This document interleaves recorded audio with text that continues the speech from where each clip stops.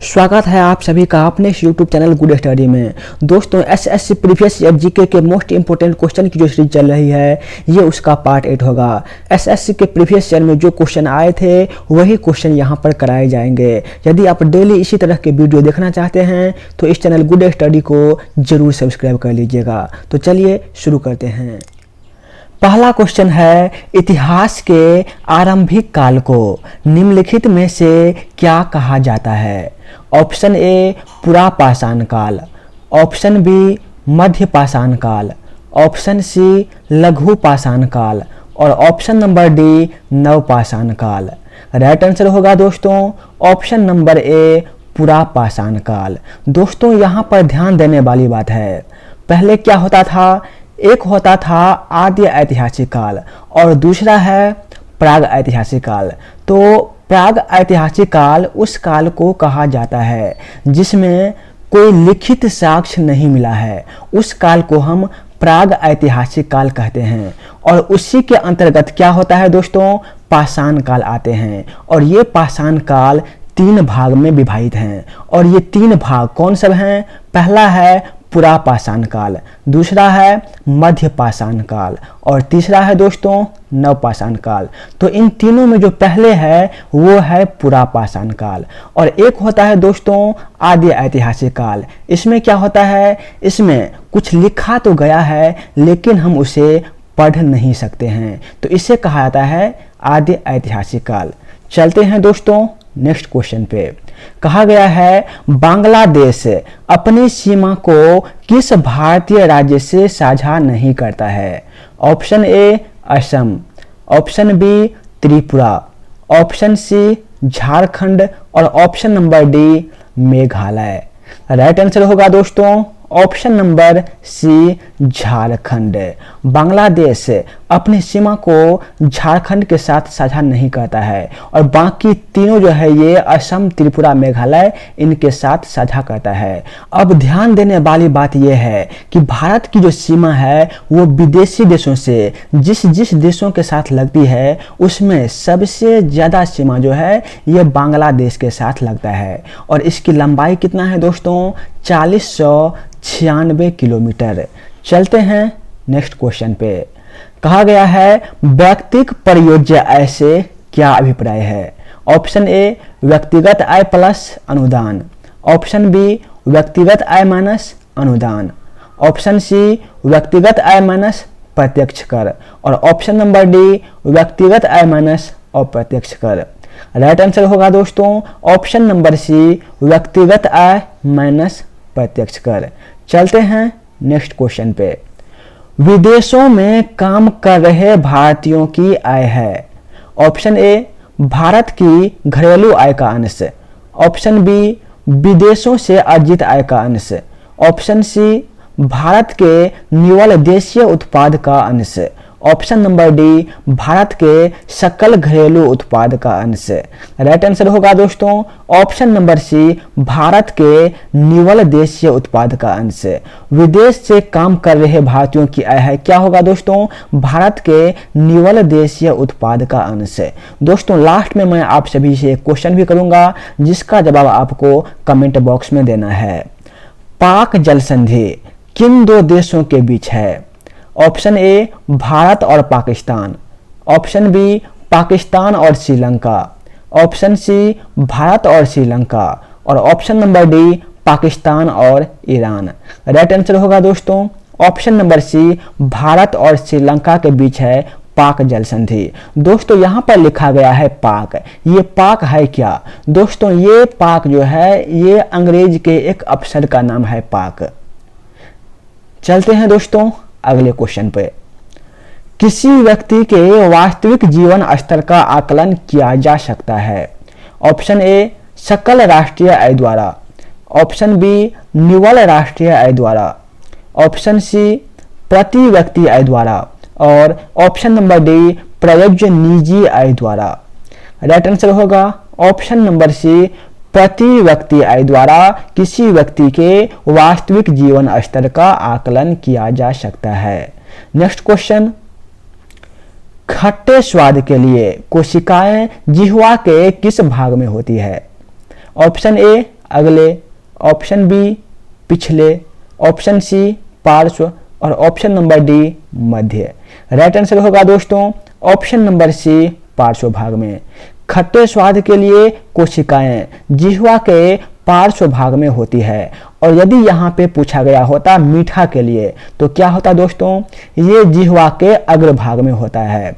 यदि पूछा गया होता कड़वा तो ये जिह्वा के पश्च भाग में होता है। चलते हैं दोस्तों अगले क्वेश्चन पे। निम्नलिखित में से कौन सी पुस्तक या पुस्तकें स्वर्गीय श्री मुल्कराज आनंद की लिखी हुई है? Option A Coolie, option B the barber trade union, option number C two lives and a bird. तो यहाँ पर ये तीनों जो है Coolie, the barber trade union और two lives and a bird, ये तीनों जो है ये मुल्कराज आनंद के द्वारा लिखा गया है। तो इस हिसाब से ऑप्शन नंबर डी इसका राइट आंसर होगा। चलते हैं दोस्तों अगले क्वेश्चन पे। निम्नलिखित में से कौन सा पुरस्कार राष्ट्र के उच्च स्तर की विशिष्ट सेवा को प्रोत्साहित करने के लिए होता है? Option A Padma Bhushan, option B Paramvir Chakra, option C Padma Vibhushan और option number D Bharat Ratna. Right answer होगा दोस्तों option number A Padma Bhushan. राष्ट्र के उच्च स्तर की विशिष्ट सेवा को प्रोत्साहित करने के लिए पद्म भूषण पुरस्कार दिया जाता है, और भारत का सर्वश्रेष्ठ नागरिक सम्मान क्या होता है दोस्तों? भारत रत्न होता है। नेक्स्ट क्वेश्चन, CTBT का पूरा रूप है? Option A continued trust based treaty, option B continued test based treatment, option C comprehensive test based treaty और option number D commercial test based tariff. Right answer होगा दोस्तों option number C comprehensive test based treaty. ये होता है CTBT का पूरा नाम। चलते हैं अगले क्वेश्चन पे। फ्रीडम फॉर फेयर पुस्तक किसके द्वारा लिखी गई है? Option A Benazir Bhutto, option C Corazon Aquino, option C Aung San Suu Kyi और option number D Nayantara Sahgal. Right answer option number C Aung San Suu. Freedom from fear ये जो पुस्तक है ऑन्ग सान सू के द्वारा लिखा गया है, और ये कहाँ रहते हैं दोस्तों? ये म्यांमार से बिलोंग करते हैं। चलते हैं अगले क्वेश्चन पे। परमाणु और प्रसार संधि किस वर्ष लागू हुई थी?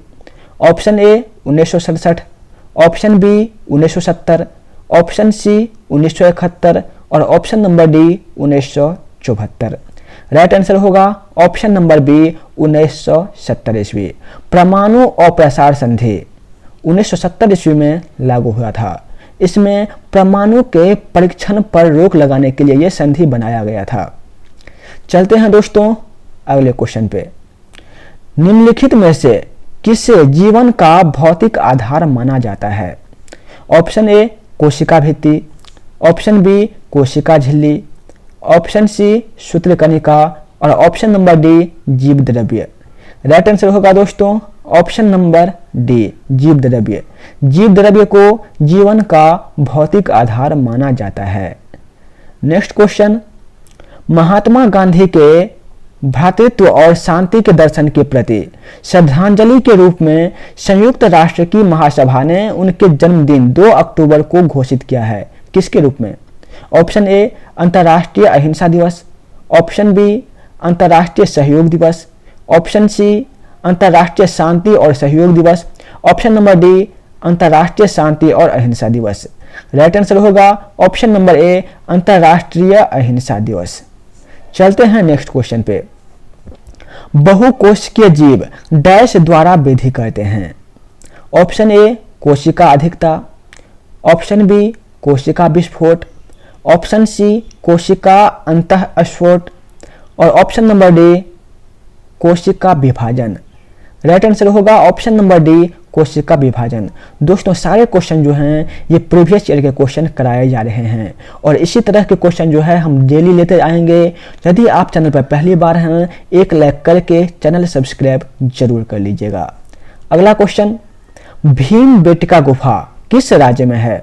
Option A Telangana, option B Karnataka, option C Odisha और ऑप्शन नंबर डी मध्य प्रदेश।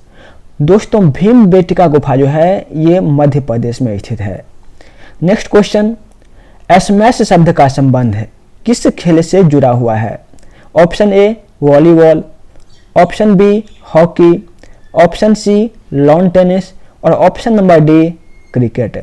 राइट आंसर होगा दोस्तों option number C lawn tennis. Smash का संबंध दोस्तों लॉन टेनिस से है। नेक्स्ट क्वेश्चन, सिंधु घाटी सभ्यता के निम्नलिखित स्थानों में से कौन सा स्थान सिंधु नदी के किनारे पर स्थित है? Option A Lothal, option B Mohenjodaro, option C Kalibanga और option number D Harappa. Right answer होगा दोस्तों ऑप्शन नंबर बी मोहनजोदड़ो। और हड़प्पा जो है दोस्तों ये रावी नदी के तट पर स्थित है। चलते हैं नेक्स्ट क्वेश्चन पे। रणजी ट्रॉफी किससे संबंध है?